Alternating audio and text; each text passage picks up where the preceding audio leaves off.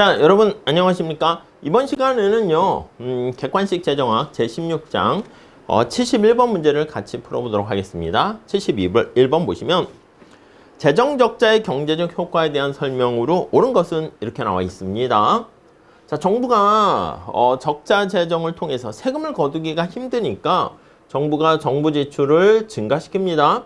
그럼 텍스를 증가시키지 않는다는 전제 하에서요, 그러면 정부 지출을 증가시키게 되면 우선 첫 번째, 케인작파를 보셔야죠. 케인작파는 뭐예요? 맞아요. 이 국채를 발행해서 만약에 이렇게 하게 되면은 본드를 자산이라고 인식합니다. 본드를 자산이라고 인식을 하고, 또 국채를 많이 발행하게 되면 본드의 가격이 하락합니다. 이렇게. 오케이. 근데 자산으로 인식하게 되면서 요게 민간의 투자를 증가시키죠. 그래서 국민소득이 몇 배 이상의 효과가 발생하게 된다라는 게 승수효과, 이렇게 보시면 될 것 같고요. 자, 이거는 그냥 밑으로 할게요. 자, 그래서 먼저 케인즈의 의견을 한번 살펴볼까요? 자, 거기 보시면 케인작파는 국채 발행을 통해서 조세 부담을 경감시켜도 총수요는 변화가 아니요. 총수요가 증가한다라는 거, 국민소득의 승수효과를 통해서 많이 증가한다라는 게 케인작파의 주장이 되는 것이죠. 오케이? 케인작파의 대표적인 사람이 러너라고 생각하시면 돼요.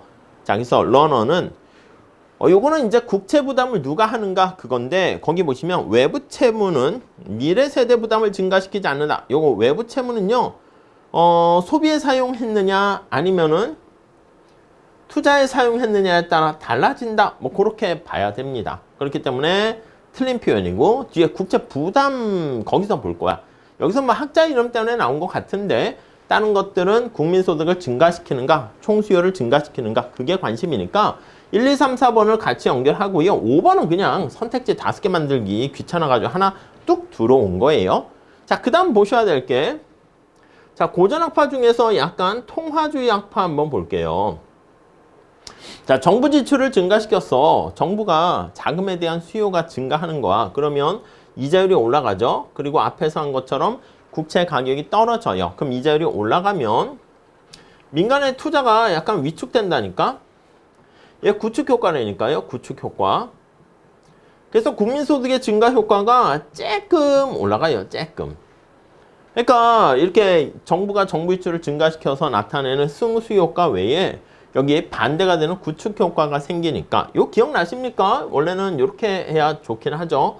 Y는 C, I가 이자율, G 정부 지출, 이렇게 있습니다. 정부 지출 증가시키게 되면 승수효과라는 것은 얘가 몇 배 이상 효과가 증가하는 거, 이렇게 되는데, 이게 약간 승수효과야. 왜요? 얘가 이제 이렇게 소비와 투자가 증가하면서 이렇게 국민소득을 증가시키는 거죠. 자, 그런데 여기 나와 있는 구축효과는 정부 지출이 증가하게 되면 이렇게 해서 이자율이 올라갑니다. 그래서 민간의 투자가 위축돼요. 그래서 국민소득의 증가 효과를 이렇게 줄이게 됩니다. 이렇게 국민소득의 증가 효과가 작아지게 되는 것을요, 우리가 미미하게 된다. 이렇게 총수요 증가가 조금 있다. 이렇게 보시면 되겠어요. 자, 통화주의 1번 보시면 국채 발행이 구축 효과를 가져와서 총수요를 증가, 요건 좀 틀린 건 아니야. 증가는 증가하는데 미미하게 증가한다, 아니면 거의 증가하지 않는다. 초점이 거기 맞춰 있어서 그렇습니다. 이게 만약에 다른 선택지가 없으면 1번도 뭐 틀린 건 아니야. 요거 세모 이렇게 하고요. 얘는 틀렸고요. 다음 3번. 자, 리카르도와 베로는 같은 거로 보세요. 리카르도 등가 정리를 만들어내신 분이 하버드 대학교의 베로 교수예요. 그래서 요거는 두 개 같은. 자, 베로 교수는 뭐라 그랬냐면, 요거 리카르도 등가 정리랑 똑같은 거야. 쌤이야. 그럼 3번부터 볼게요. 재정 적자를 국채로 충당하게 되면 총수요가, 아니요, 총수요는 아무것도 변화가 없어. 그래서 우리는 불변이다. 이렇게 하는 거야. 이자율도 변함이 없고 총수요가 증가하지도 않고 감소하지도 않고. 그래서 여기 보시면 리카르디안 이퀴밸런트 띠오렘, 요거는요, 자, 여기 표현을 가지고 해볼까요? 아니, 정부가 정부 지출을 증가시켰는데 여기 나와 있는 것처럼 그게 본드를 통해 가지고 재원을 조달했단 말이야.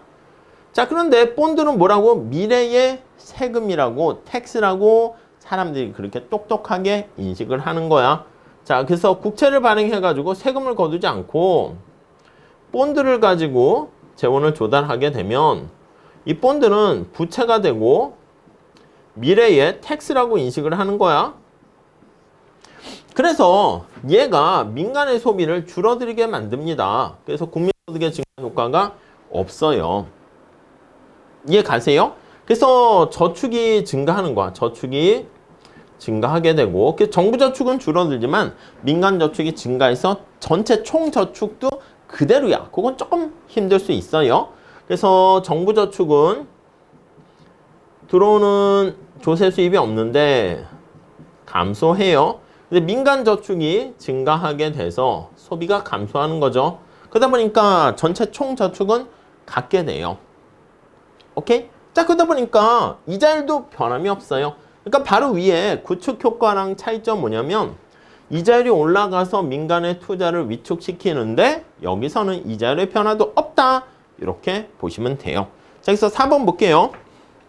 자, 로버트 베로는 정부 지출이 일정하다면 재정 적자를 조세로 조달하든 이거는 뭐라고요? 앞에 수식어가 현재라는 말을 써주세요. 현재 조세로 조달을 하던 국채라는 게 뭐라고요? 국채라는 게 이게 미래 조세야. 미래 조세로 조달을 하던 똑같습니다. 총수에 미치는 영향은 같아. 어떻게 같다? 아무 영향 없네. 이렇게 같다. 이렇게 정리하시면 되겠네요. 오케이. 자, 이렇게 정리하시고요. 답은 그래서 4번 이렇게 보시면 되겠습니다. 다음 시간에 또 이어서 문제 풀도록 할게요. 감사합니다.